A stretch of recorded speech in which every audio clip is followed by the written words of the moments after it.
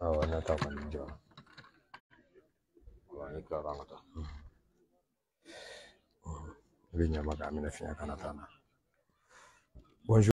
Bonjour, monsieur. Présentez-vous, s'il vous plaît. Monsieur So Amadou Beidi, le promoteur de la polyclinique Les Orangers à Banankoro. Pourquoi aujourd'hui vous avez voulu donner un soin gratuit à votre hôpital? Bon, je pense que vous touchez du doigt la quintessence même de la structure. C'est une structure médicale dédiée aux prises en charge à l'endroit de toute la population malienne et étrangère. Donc, on a des volets sociaux importants, dont l'acte de ce matin, qui n'est pas le premier. On a déjà fait des journées portes ouvertes ici. On a fait des journées de dépistage, diabète, tension artérielle et tout. Donc, nous avons une vocation sociale qui nous a amené à organiser ça en relation avec l'OSD. Maintenant, si nous voyons peut-être le faire à une seule journée pouvait suffire. Pourquoi 4 jours, du mercredi au samedi? Bon, 4 jours, c'est vrai que c'est un peu contraignant pour la structure, mais nous voulons toucher le maximum de personnes. Donc, les nouvelles vont de bouche à oreille, comme on le dit. Et ceux qui viennent aujourd'hui porteront l'information à d'autres qui ne le savaient pas, qui viendront demain, qui viendront après demain, ainsi de suite.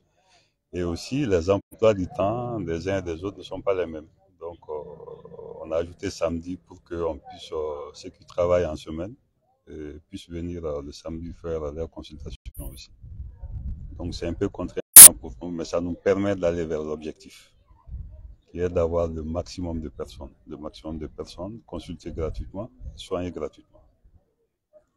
En toute sincérité, nous-mêmes qui sommes de la presse, on est venu, on a fait le tour là-dedans. Le plateau technique, vraiment, est-ce qu'on peut dire qu'aujourd'hui, on n'aura plus besoin de faire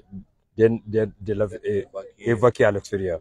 Bon, vous savez, généralement, les gens font le tourisme médical. Souvent, ils vont pour autre chose, ils profitent pour faire un petit check-up, un bilan.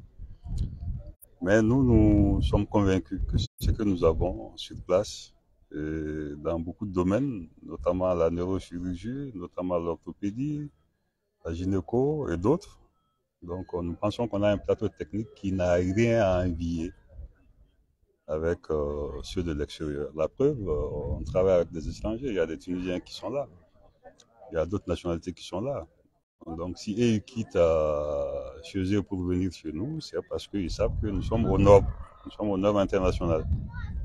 Et c'est aux Maliens maintenant de comprendre que on peut faire l'essentiel, en tout cas l'essentiel ici.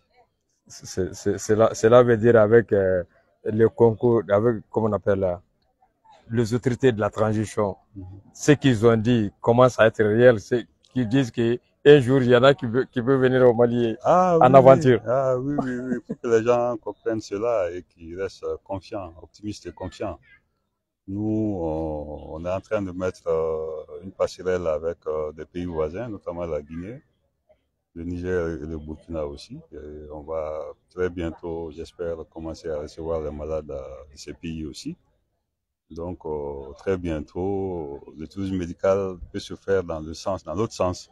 Plus le sens Mali, Maghreb, pays voisins, mais pays voisins vers le Mali. Nous travaillons à cela. Dernièrement.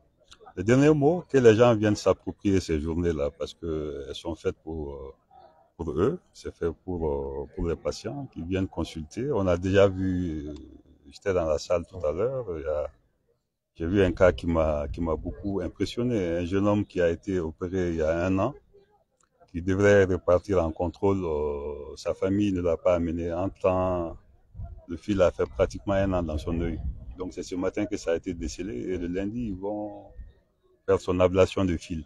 Donc ça, c'est des choses qui réconfortent et qui nous rassurent. Là, on se dit que la journée est en train d'être gagnée déjà. Merci. Merci.